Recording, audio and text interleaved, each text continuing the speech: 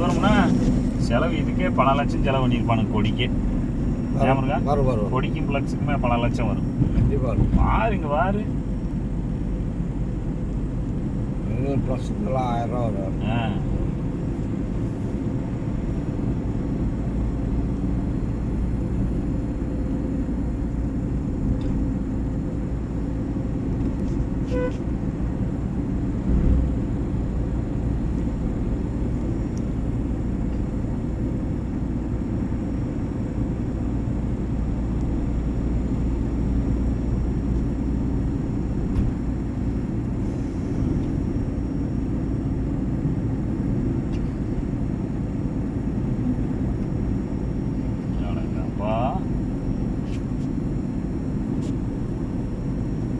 மீன் வேறடோ.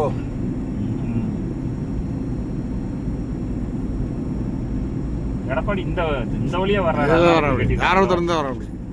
கோயம்புத்தூர்ல பிளைட்ல இறங்கி இப்படி வருவாங்க ஆளு. அதனாலதான் இப்படி கட்டியிருக்காங்க.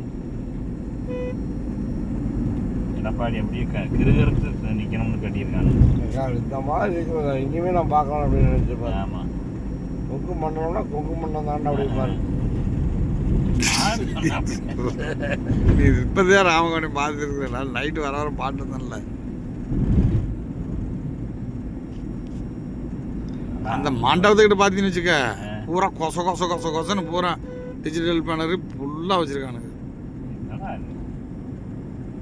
எத்தனை கிலோமீட்டர்டா கொடி கட்டுறது?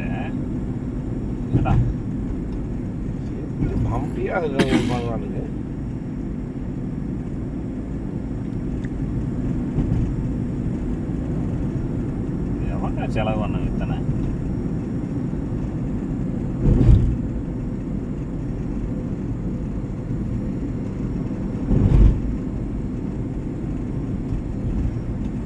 டிஎம்காரன் முன்னாடி வர ஒன்று விட்டு தான் போயிருப்பாங்க. போச்சு அப்படியே இந்த ஏரியா அப்படி ஆய் கூட வந்துருக்கும். உண்மைதான் கேட்டா நம்மளே மீறி கட்டிக்க நினைப்பேன்.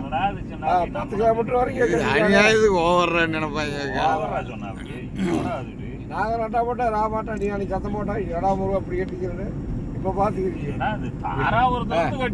ஏன் இது கன்னிவாடியில முடியுதுனா? நீ இங்க கரூர் போனா கரூர் வரைக்கும் இப்படித்தான் இருக்கேன். இதான் மண்டபம். இந்த மண்டபம் தான். இந்த மண்டபத்துல தான் வேலுச்சாமி வேலுச்சாமியே